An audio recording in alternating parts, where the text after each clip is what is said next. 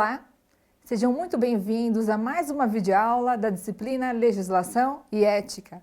Nesta aula, vamos estudar as espécies tributárias, descrevendo os conceitos, as características, as similaridades e as diferenças entre os tributos existentes no ordenamento jurídico, bem como as diferenças entre tributos, impostos, taxas, contribuições e empréstimo compulsório.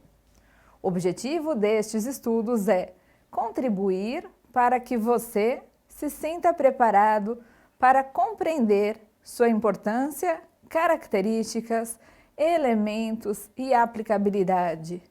Eu sou a professora Karina de Mello Jaimo e vou acompanhar você nesta aula de Direito Tributário. Vamos lá? A primeira modalidade de tributo é o imposto. Como vocês podem observar, o nosso artigo 16 do Código Tributário Nacional dispõe: o imposto é o tributo cuja obrigação tem por fato gerador uma situação independente de qualquer atividade estatal específica relativa ao contribuinte. Daqui nós temos que fazer uma divisão, uma menção a espécies de tributos que são vinculados e tributos que não são vinculados. Tributos vinculados são aqueles que exigem uma contraprestação por parte do Estado. E tributos não vinculados são aqueles que não há essa contraprestação que permita a sua cobrança. Os impostos, como vimos aqui pelo conceito, eles são tributos não vinculados porque não há a necessidade de qualquer atividade estatal específica. Os impostos, eles são permitidos uma vez que se tenha qualquer manifestação de riqueza do contribuinte. Vamos passar as taxas? Vamos lá à leitura do artigo 77 do CTN, que diz: as taxas cobradas pela União, pelos Estados, pelo Distrito Federal ou pelos municípios, no âmbito de suas respectivas atribuições, têm como fato gerador o exercício regular do poder de polícia, ou a utilização efetiva ou potencial de serviço público específico e divisível prestado ao contribuinte ou posto à sua disposição. Neste momento, passando à análise do conceito de taxa, observem que nós estamos aqui, sim, diante de um tributo que é vinculado, porque exige-se, ao menos, que se tenha a colocação do serviço público à disposição do contribuinte. Outras características desse tributo são importantes de serem observadas e constam lá na nossa leitura do artigo 77. Por exemplo, que a taxa tem como fato gerador o exercício regular do poder de polícia, ou então a efetiva ou potencial utilização de serviço público, passando a análise do que nós já colocamos anteriormente, que esse serviço, então, deverá estar sendo colocado, pelo menos, à disposição do contribuinte. Observem que nós temos aqui uma interrogação, aquela polêmica sobre a taxa de lixo, não é? Tem-se essa possibilidade de cobrança da taxa de lixo ainda em alguns municípios, por se tratar de um serviço municipal que é colocado à disposição do contribuinte, que é a coleta de lixo domiciliar. Pessoal, vamos agora passar a análise de um exercício para fixação dessa matéria? Vamos lá?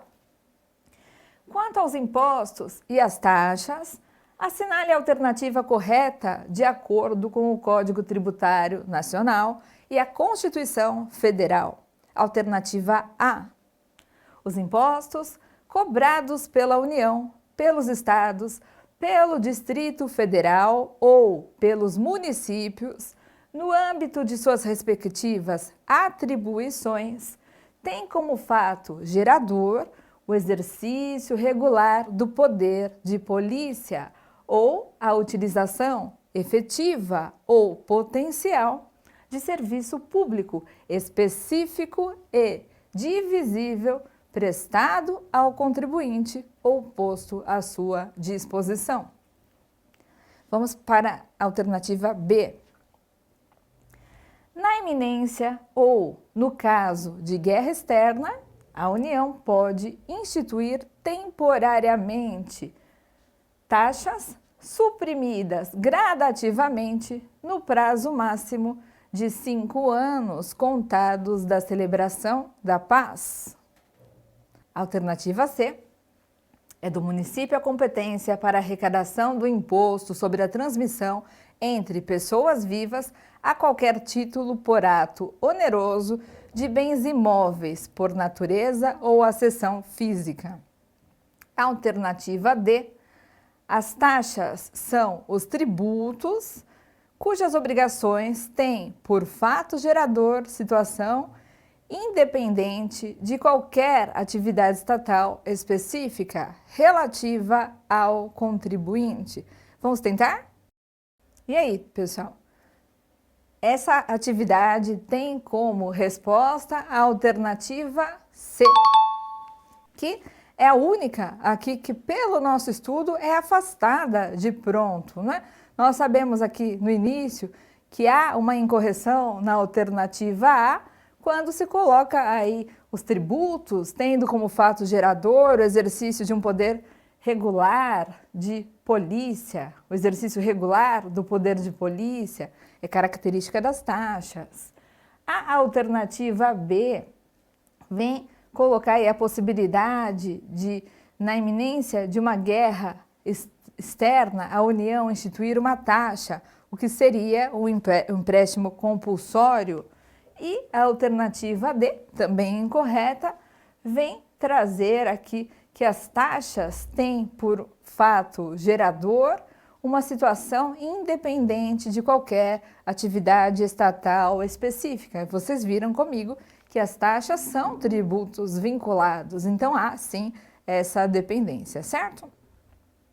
Vamos passar agora à análise das contribuições de melhoria. Temos aqui neste momento a apresentação do elevado presidente Costa e Silva, o Minhocão, e outras imagens sobre o momento anterior e das obras de construção do Minhocão, para fazermos uma alusão aí a esse tributo da contribuição de melhoria, que é um tributo que permite ao Estado, não é, a cobrança durante a possibilidade aí de uma melhoria advinda da realização de obras públicas pelos contribuintes que forem agraciados pela vantagem da obra pública.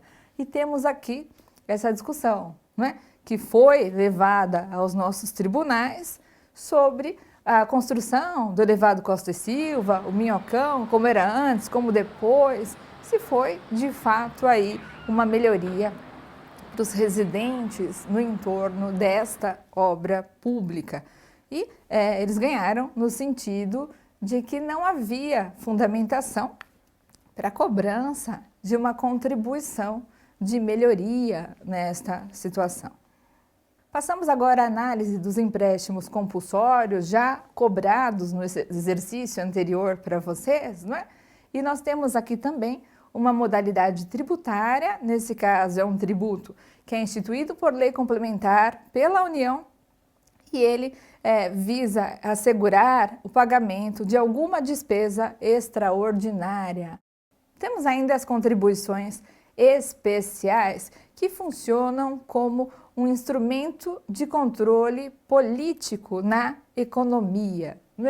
Observem, o artigo 149 do CTN estabelece: compete exclusivamente à União instituir contribuições sociais de intervenção no domínio econômico e de interesse das categorias profissionais ou econômicas, como instrumento de sua atuação nas respectivas áreas, observado o disposto nos artigos 146, inciso 3º, e 150, inciso 1º e 3º do CTN, e sem prejuízo do previsto no artigo 195, parágrafo 6º, relativamente às contribuições a que alude este dispositivo.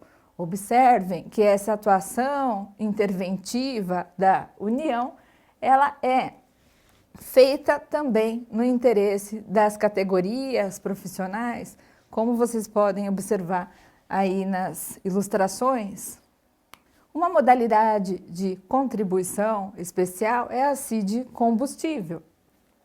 Todas as vezes que o Estado, nação, a União, tem interesse em intervir na economia no sentido de minimizar aí o preço dos combustíveis, ela vai utilizar essa contribuição de intervenção no domínio econômico. Como podem observar, são contribuições regulatórias utilizadas como instrumento de política econômica para enfrentar determinadas situações que exijam intervenção da União na economia do país. Pessoal, trouxe uma dica de vídeo para vocês do STJ, em que ele se manifesta em favor da Fazenda Pública, dizendo que ela tem preferência na arrematação em um processo executivo que é movido por terceiro, independentemente da existência da penhora. Vamos ver? O Superior Tribunal de Justiça estabeleceu preferência de crédito tributário na arrematação de bem do devedor. A decisão foi fixada pela Corte Especial do Superior Tribunal de Justiça em julgamento de embargos de divergência. O colegiado considerou que a Fazenda Pública tem preferência para habilitar crédito na arrematação levada a efeito em processo executivo movido por terceiro, independentemente da existência de penhora na execução fiscal. O julgamento pacificou entendimentos divergentes entre a primeira e a quarta turmas e deu provimento aos embargos de divergência interpostos pelo Estado de Santa Catarina contra acórdão da primeira turma, que considerou necessário haver pluralidade de penhoras sobre o mesmo bem para ser instaurado o concurso de preferências. O embargante apontou um julgado da quarta turma, segundo o qual a Fazenda Pública deve receber de forma preferencial, sem concorrer com o credor quirografário do devedor em comum, independentemente de o crédito tributário estar ou não garantido por penhora nos autos da respectiva execução fiscal. Por unanimidade, os ministros entenderam que, não havendo penhora, garante-se o exercício do direito do credor privilegiado mediante a reserva da totalidade ou de parte do produto da arrematação do bem do devedor ocorrida na execução de terceiros. Chegamos ao final de mais uma videoaula de Direito Tributário. Acesse os seus conteúdos lá na plataforma. Até a próxima. Tchau!